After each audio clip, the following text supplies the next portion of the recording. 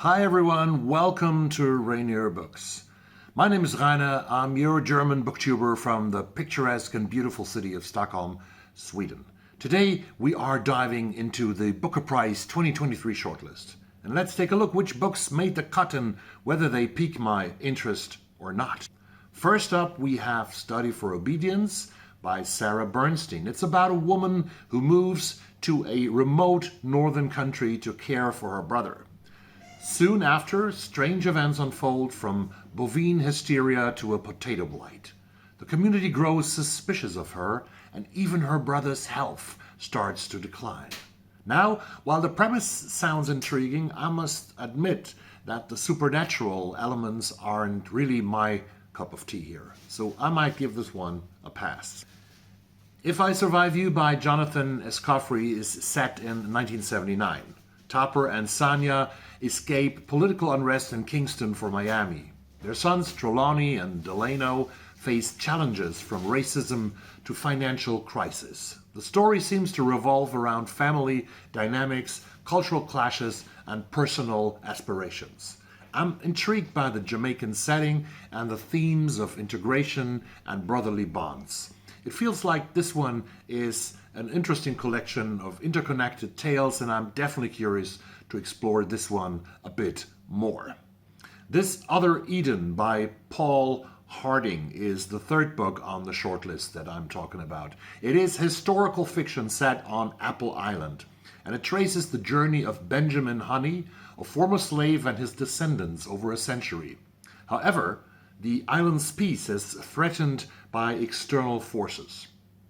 While the plot of that book sounds captivating, I'm a bit hesitant about historical fiction as always. Plus, there is the potential issue of cultural appropriation given the author's background.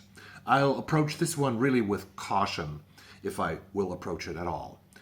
Prophet Song by Paul Lynch is the book number 4 on the shortlist. It is set in a dystopian Dublin. Eilish Stack, a scientist and mother, finds herself in a society spiraling into tyranny.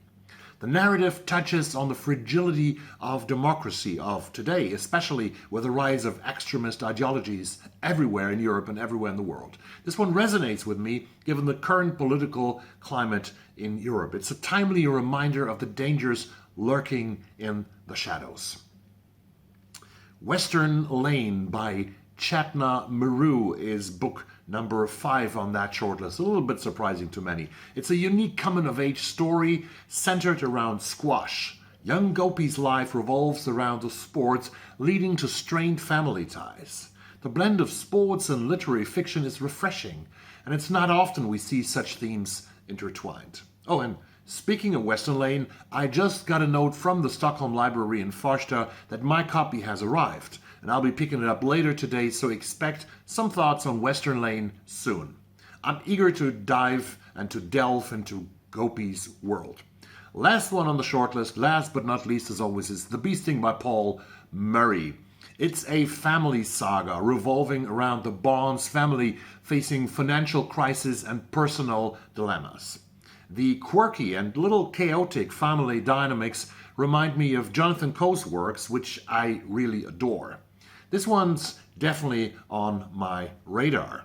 And these are the 6 books on the shortlist of the Booker Prize. That wraps up my thoughts on the Booker Prize, my interest, the books I'm interested in and not. Some hits, some misses for me, but as all intriguing in their own right.